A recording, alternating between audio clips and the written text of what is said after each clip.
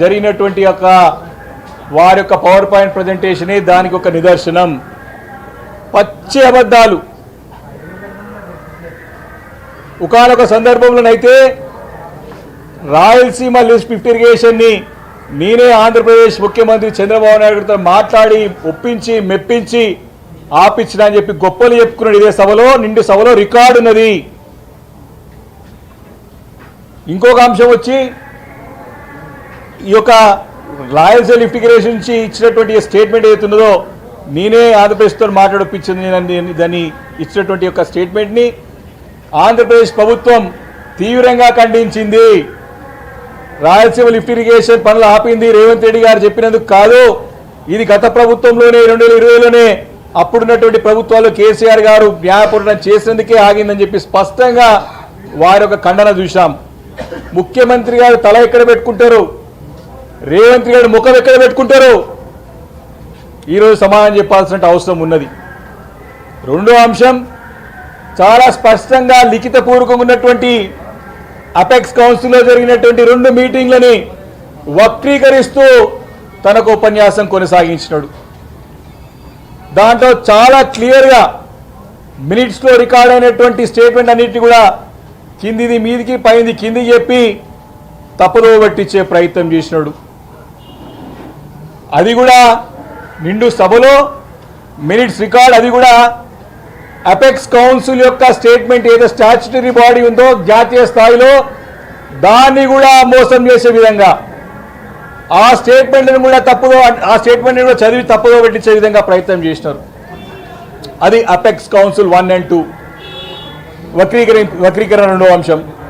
మూడో అంశం, నదీ జలాల యొక్క తాత్కాలికంగా సర్దుబాటు, ఏదైతే కృష్ణా జలాలు రేషియో అవుతున్నదో ఆ రేషియోని ఏదైతే అప్పుడు ఆ సంవత్సరం మటుకి తాత్కాలికంగా సర్దుబాటు చేసేటువంటి ఒప్పందం ఏముందో అది పర్మనెంట్ అయినట్టు, శాశ్వత ఒప్పందం అయినట్టు సభను నమ్మించే ప్రయత్నం చేసి మరొకసారి మోసం చేసినట్టు రేవంత్ రెడ్డి గారు. అంటే పచ్చి అబద్ధాలు. ఆన్ రికార్డ్ ఉన్నటువంటి స్టాచ్యుటరీ బాడీస్ ఏవైతే జాతీయ స్థాయిలో కాన్స్టిట్యూషనల్ బాడీస్ ఏవైతే ఉన్నాయో వాటిని కూడా తప్పుగా పట్టించే విధంగా వాటి స్టేట్మెంట్స్ కూడా వక్రీకరించి చెప్పినాడంటే ఈ ముఖ్యమంత్రి రేవంత్ రెడ్డి మామూలు నాయకుడు కాదు, పచ్చి మోసగాడని చెప్పి మరొకసారి రుజువైనది. కాబట్టి ఈరోజు బీఆర్ఎస్ పార్టీ తరఫున ఈరోజు మేమందరం కూడా పార్టీ నిర్ణయించుకున్నాం, రేవంత్ రెడ్డి గారిని సభని మరి సభా హక్కులని వాటం కలిగించే విధంగా వారి యొక్క వ్యాఖ్యలు ఉన్నాయి. కాబట్టి వారిపైన మేము ప్రివిలేజ్ మోషన్ని మరి తీసుకోవాలని చెప్పేసి వారి వ్యతిరేకంగా ప్రివిలేజ్ మోషన్ని ఈరోజు అసెంబ్లీ సెక్రటరీ గారికి ఇవ్వడం జరిగింది లిఖితపూర్వకంగా. తప్పకుండా ఇది యాక్సెప్ట్ చేయాలా స్పీకర్ గారు, ఎందుకంటే ఆధారాలతో పాటు మా దగ్గర ఉన్నాయి, ఆధారాలతో పాటు మీకు ఇచ్చినాం, లిఖితపూర్వకంగా ఇచ్చినాం, అసెంబ్లీ రికార్డులలో ఉన్నది. వారు పచ్చి అబద్ధాలు దొరికిపోయినాడు, రెడ్ హ్యాండెడ్గా దొరికిపోయాడు రేవంత్ రెడ్డి గారు. ఈ 3 అంశాలే కాకుండా మన సభలో వారు మాట్లాడిన భాష, వారి దుర్భుషలు ఏ రకంగా మాట్లాడాడంటే ఒక ఫుట్పాత్లో మాట్లాడడం కాదు, వారు దిగజారి మాట్లాడినారు. మొదటిసారి కాదు, పదే మాట్లాడుతూ ఉన్నారు. వాటిని కూడా రికార్డుకి తొలగించాలని చెప్పేసి మేము కోరుతా ఉన్నాం. కాబట్టి వీటన్నిటిపైన ఇప్పటికే వాస్తవానికి ముఖ్యమంత్రి గారికి చిత్తశుద్ధి ఉంటే, వారికి నిజంగానే శాసన వ్యవస్థ పైన గౌరవం ఉంటే ఇప్పటికే ఓపెన్గా వచ్చి క్షమాపణ కోరే అవసరం ఉన్నది. చెంపలు వేసుకొని క్షమాపణ కోరాల వాస్తవానికి అయితే. కానీ వారికి ముందుకు రాకపోగా ఇంకా నమ్మించే ప్రయత్నం చేస్తున్నారు. కాబట్టి ఈ యొక్క అంశాలను లిఖితపూర్వకంగా ఆధారాలతో పాటు మరియు శాసనసభలో సెక్రటరీ గారికి ఇవ్వడం జరిగింది. డెఫినెట్గా ముఖ్యమంత్రి గారి మీద ప్రివిలేజ్ మోషన్ మేము మూవ్ చేసినాము కాబట్టి దీన్ని యాక్సెప్ట్ చేయాలి. తప్పకుండా రేవంత్ రెడ్డి గారు చేసినటువంటి తప్పులను ఒప్పుకోవాలి. ఈ సభని తప్పదో పట్టించే ప్రయత్నాన్ని మానుకోవాలి. తప్పకుండా దీనిపై క్షమాపణ చెప్పాలని చెప్పేసి బీఆర్ఎస్ పార్టీ డిమాండ్ చేస్తూ ఉంది.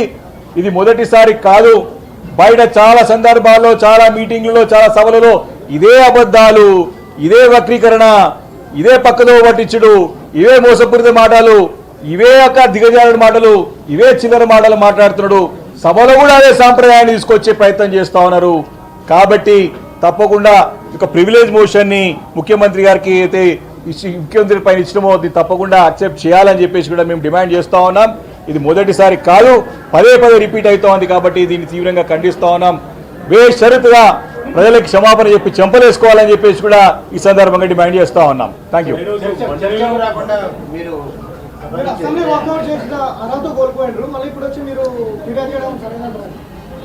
సభ నుంచి వాకౌట్ మేము బహిష్కరించాం.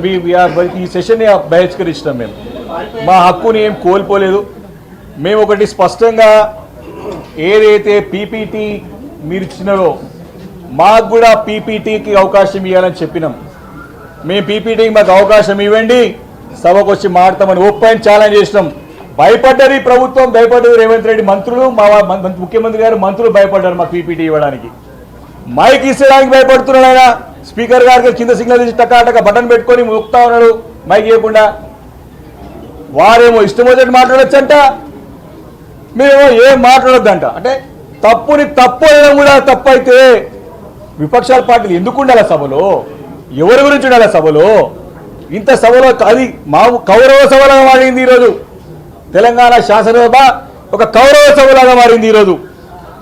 మాట్లాడే గొంతు నొక్కేయడం మొదటి రోజే, మొదటి అంశం పట్లనే ముఖ్యమంత్రి గారు తప్పుదో పట్టించే ప్రయత్నం చేస్తూ ఉన్నారు. మేము అడిగిన ప్రశ్నలకు జవాబు ఇవ్వకుండా మా పైన అన్పార్లమెంట్ లాంగ్వేజే కాదు, అబ్యూజ్ లాంగ్వేజే కాదు, చనిపోవాలని కోరుకునేటువంటి నాయకుడు ఉంటారండి దేశంలో. ఎక్కడ పోయి పండుకోమంటాడు? శవాలు సగం కాలిపోయిన శవాలు ఉంటాయంటే ఈయనకి ఏడు విషయం మరి సగం కాలిపోయిన శవాలు చూపెట్టాలి వచ్చి మాకు. అంబర్పేట శ్మశాన వాటికలో సగం కాలిపోయిన శవాలు కొట్టుకొస్తే పోయి ఆడ వండుకోవాలంట పక్కకి ఆయనకు పోయి. ఇది ముఖ్యమంత్రి గారి యొక్క ఆలోచన విధానం, మరొక న్యారో మైండెడ్నెస్, అదొక సంకుచితమైన ఆలోచనలు. వారు ఏమంటారు, ఇంకా కాలి గూడైపోతారంట మేము తీసేస్తే, కడుపులో విషయం పెట్టుకున్నామని చెప్తాడు. ఈ రకమైనటువంటి దిగజారి మాటలు మాట్లాడడం కాదు. మేము అడిగిన ప్రశ్నలకి సమాధానం చెప్పంటే దానికి సమాధానం చెప్పలేక మళ్ళీ మేము మైక్ తీసుకుంటే సమాధానం చెప్పాల్సి వస్తుందని చెప్పి తప్పుదో పట్టించే ప్రయత్నం చేస్తూ ఉన్నారు. ఈరోజు మేము ఆన్ రికార్డ్ ఇచ్చినాం కదా, మీరు పీపీటీలో ఏమేమి తప్పులు చెప్పినారో, ఏ రకంగా సభలు పక్కదో పట్టించారో, ఏ రకంగా మోసం చేశారో ఆధారాలతో పాటు మేము ఇచ్చినాం కదా. ఇవన్నీ మీరు దమ్ముంటే ఛాలెంజ్, ఓపెన్ ఛాలెంజ్ ముఖ్యమంత్రి గారి పట్ల ఈరోజు మేము అవిశ్వాసం ప్రకటించడం. ఈరోజు వారి పట్ల ప్రివిలేజ్ మోషన్ మూవ్ చేసినాం. ఈరోజు పక్కన ఆంధ్రప్రదేశ్ రాష్ట్ర ప్రభుత్వం నువ్వు చేసి తప్పు బాబు తప్పు మాట్లాడని చెప్పాడు. నిండు సభలో తప్పు చెప్పడం ఒక ముఖ్యమంత్రి స్థాయిలో మాటలా? క్షమాపణ చెప్పాల్సిన అవసరం ఉన్నది తెలంగాణ ప్రజలకు. ఇది మొదటిసారి కాదు, ఇదే అబద్ధాల పునాదులపైన ప్రభుత్వం ఏర్పాటు చేసుకుంటూ దాన్ని కొనసాగిస్తా ఉన్నాడు. కాబట్టి ఇటువంటి సభలో తప్పకుండా బాధ్యత ప్రతిపక్ష పార్టీగా ఎన్ని అవమానాలైనా భరిస్తాం, ఎన్ని ఇబ్బందులు పెట్టా భరిస్తాం, కానీ మాకు అవకాశం ఇవ్వండి, మళ్ళీ వస్తామని చెప్పేసి కూడా. ఎందుకంటే ఆ రోజు మాకు అవకాశం ఇవ్వలేదు స్పీకర్ గారు. ఈరోజు కూడా అండి, ఈరోజు ఏం నడుస్తుంది, సభ ఏం నడుస్తుందండి, 0 అవర్ 4 గంటలు నడుపుతాడు ఎవడైనా. మొదటి రోజు 0 అవర్తో స్టార్ట్ చేస్తారు, సబ్జెక్ట్ లేక అంశం లేక ఈరోజు పొద్దుంతా 0 అవర్ పెడుతున్నారు. తెలంగాణ శాస్త్రం కాదు, భారతదేశం మొత్తం చరిత్ర చూస్తే ఎక్కడైనా 0 అవర్ గంటలు పెట్టుకునేటంటే ఏం సబ్జెక్ట్ లేదు, చెప్పుకోవడానికి ఏం లేదు. 0 అవర్లు అయితే సమానం చెప్పే అవసరం లేదు. 0 అవర్ అయితే ఏదో ఎమ్మెల్యేని సాటిస్ఫై చేయొచ్చు, 0 అవర్ అయితే టైంపాస్ చేయొచ్చు. స్పష్టంగా అర్థమవుతుంది మీ చేతగాని ప్రభుత్వం మీద సమానాలు లేవు, మీద సబ్జెక్ట్ లేదు, అంశం లేదు, చెప్పుకోవడానికి ఏమీ లేదు. కేవలం బీఆర్ఎస్ పార్టీ వస్తే బురద తల్లాలి, తిట్టాలి, రాకుండా చేయాలి, అడ్డు తగలాలి. ఇదే ప్రయత్నం తప్ప ఇంకా ప్రయత్నం ప్రభుత్వం దగ్గర లేదు. కాబట్టే ఈరోజు మీ ప్రివిలేజ్ మోషన్ ముఖ్యమంత్రి గారు ఇచ్చినాం. దమ్ముంటే పెట్టండి, సభలో పెట్టండి, మేము వస్తాం, చర్చిస్తాం. మీరు ఏ రకంగానైతే పవర్ పాయింట్ ప్రదర్శనలు అన్న ప్రతి అబద్ధాన్ని కూడా ఆల్రెడీ ఇప్పటికే రికార్డ్ చేసి పెట్టినాం. తప్పకుండా ఈ అంశాలన్నిటిపైన, ఎందుకంటే తెలంగాణ రాష్ట్ర ఒక హక్కులని కాలరాసే విధంగా ప్రభుత్వం వ్యవహరిస్తూ ఉన్నది, నీటి వాటాలను కోల్పోయే విధంగా వ్యవహరిస్తూ ఉన్నది. కాబట్టి ఇవన్నీ కూడా నిలుస్తాం. తప్పకుండా చర్చకి ఈ యొక్క అవిశ్వాసం పైన ఏదైతే ప్రివిలేజ్ మోషన్ పైన ఏదైతే మేము ఇచ్చిన ముఖ్యమంత్రి గారి పట్ల తప్పకుండా దాన్ని యాక్సెప్ట్ చేసి చర్చకు విలువాలని చెప్పేసి కూడా ఈ సందర్భంగా మనం చేస్తా ఉన్నాం. దానికి సంబంధించి మా పార్టీ మహిళా నాయకురాలు స్పష్టంగా మంచిగా చాలా క్లారిటీగా వాళ్ళు అక్కడ ప్రెస్లో చెప్పినారు, చాలా క్లియర్గా వివరించినారు. ఎక్కువ ఇంపార్టెన్స్ అవసరం లేదు దానికి. మా మహిళా నాయకురాలు ఎవరైతే మా పార్టీలు ఉన్నారో దానికి క్లారిటీ ఇచ్చినారు.